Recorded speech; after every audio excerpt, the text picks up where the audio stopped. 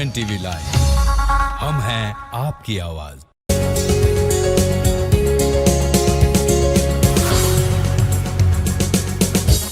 नमस्कार, UNTV live के उत्तराखंड एक नजर कार्यक्रम में आप सभी का स्वागत है। मैं हूं प्रगति पचोली। चलिए जल्दी से एक नजर डाल लेते हैं उत्तराखंड की आज की कुछ अहम खबरों पर। खबरों में सबसे पहले बात कर लेते हैं यूनिफॉर्म सिविल कोड यानी कि UCC की, जिसे लागू करने को लेकर उत्तराखंड में कवायद तेज हो गई है। बता दें कि यूनिफॉर्म सिविल कोड को लेकर गठित विशेषज्ञ समिति की आज देहरादून में आखिरी बैठक हुई। वहीं प्रदेश में यूनिफॉर्म सिविल कोड लागू करने को लेकर मुख्यमंत्री पुष्कर सिंह धामी ने कहा कि राज्य सरकार ने प्रदेश की जनता से यूनिफॉर्म सिविल कोड के गठन का वादा किया है, वह जल्द पूरा होने जा रहा है। समिति अपने स्तर पर इस दिशा में काम कर रही है। जल्द ही इसका ड्राफ्ट तैयार कर इसे प्रदेश में लागू किया जाएगा। वहीं यह यूनिफॉर्म सिविल कोड अन्य राज्यों के लिए भी एक मॉडल बनकर उभरेगा। UCC हमारा संकल्प है और हमने उत्तराखंड के अंदर सरकार का जो पहला निर्णय, हमारा ये नई सरकार के गठन होने के बाद जो पहला निर्णय हमने लिया था कि हम UCC के लिए कमेटी का गठन करेंगे और 1 साल तक कमेटी ने अपना काम पूरा करने की दिशा में काफ़ी बढ़ गए हैं। 30 जून तक उन्होंने कहा है कि वो उसकी रिपोर्ट सौंप देंगे।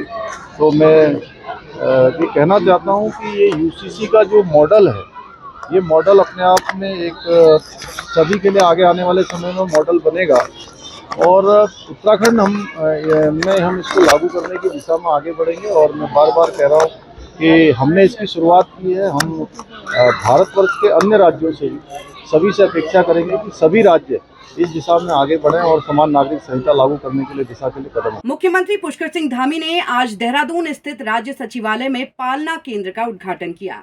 महिला एवं बाल विकास विभाग की ओर से यह पालना केंद्र तैयार किया गया है। बता दें कि इस पालना केंद्र में छोटे बच्चों के लिए अलग अलग एक्टिविटीज, खेल कूद और उनकी देखभाल का इंतजाम किया गया है। सचिवालय में कार्यरत कर्मचारी और अधिकारी अपने छोटे बच्चों को इस पालना केंद्र में ड्यूटी के दौरान अब छोड़ सकेंगे। बच्चों के खेलने के लिए, पढ़ने के लिए, उनके विश्राम के लिए सभी व्यवस्थाएं यहाँ पर हुई हैं। इसके होने से हमारे जो नौनिहाल हैं, जो बच्चे हैं, उनको एक अच्छा परिवेश यहाँ पर मिलेगा।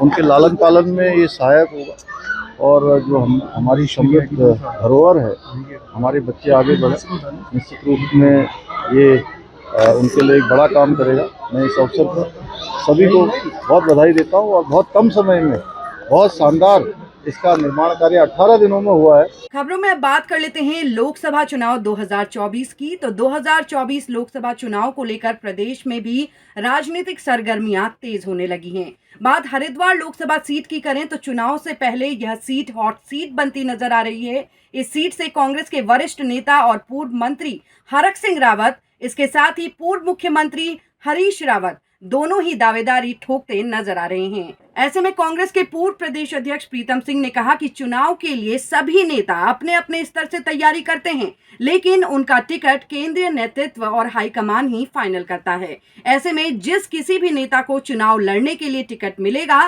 पार्टी के सभी कार्यकर्ता उसको जिताने का काम करेंगे।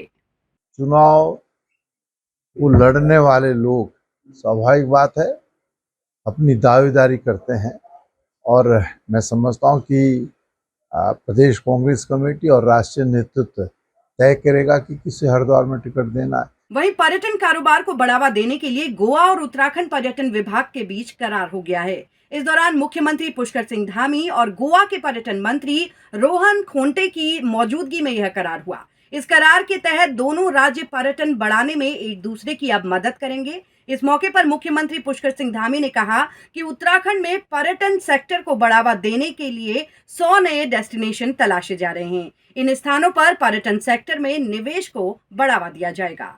खबरों में अब रुक कर लेते हैं श्रीनगर गढ़वाल का। श्रीनगर गढ़वाल में NH58 पर एक छोटा हाथी वाहन और स्कॉर्पियो कार के बीच जबरदस्त भिड़ंत हो गई। यह टक्कर इतनी तेज थी कि दोनों वाहनों के आगे के हिस्से बुरी तरह से चकनाचूर हो गए। वहीं सड़क दुर्घटना में दोनों वाहनों में बैठे लोगों को भी गंभीर चोटें आई। खबरों में अब बात कर लेते हैं मौसम के मिजाज की। तो उत्तराखंड मौसम विभाग ने 24 और 25 मई के लिए ऑरेंज अलर्ट जारी किया हुआ है। वहीं 26 मई को येलो अलर्ट रहेगा। 27 से मौसम फिर से शुष्क रहने की उम्मीद है। मौसम विज्ञान केंद्र देहरादून के निदेशक डॉक्टर विक्रम सिंह के मुताबिक ओलावृष्टि, बारिश, बिजली चमकने और 60 से 70 किलोमीटर प्रति घंटे की रफ्तार से हवाएं चलने का येलो और ऑरेंज अलर्ट जारी किया गया है। सभी जिलों के डीएम एवं आपदा प्रबंधन अधिकारियों को अलर्ट में रहने के निर्देश दिए गए हैं। इसके अलावा चार धाम यात्रा पर जा रहे यात्रियों को भी अधिक सावधानी बरतने की जरूरत है। अगर पीक की बात करें तो 24 और 25 को जो रेन थंडरस्टॉर्म एक्टिविटी की जो है वो अनेक जगहों तक में या ज़्यादातर जगहों तक में 24 और 25 में वो रहने वाली है। 26 तारीख को कहें तो ये जो है अनेक जगहों तक में उसके दौरान भी इन डेट्स में भी रहेंगी। इसके साथ साथ अगर वार्निंग की बात करें तो हमने जो है 24 और 25 के लिए जो है ऑरेंज अलर्ट रखा है, क्योंकि इस दौरान जो थंडरस्टॉर्म एक्टिविटी रहेंगी वो मॉडरेट से सीवियर तक भी कहीं कहीं पर मिलेंगी, जिससे कि आप देख सकते हैं कि जो उस दौरान ओलावृष्टि है या जो स्क्वाल है जिसमें कि विंड स्पीड जो आपकी 60 से 70 किलोमीटर प्रति घंटा रहेंगी और गस्टिंग वो 80 किलोमीटर प्रति घंटा तक की भी जा सकती है। तो यह थी उत्तराखंड की आज की कुछ अहम खबरें जिनसे हमने आपको रूबरू कराया है। उत्तराखंड की अन्य खबरों को जानने के लिए आप हमें लाइक, सब्सक्राइब करना ना भूलिएगा। नमस्कार।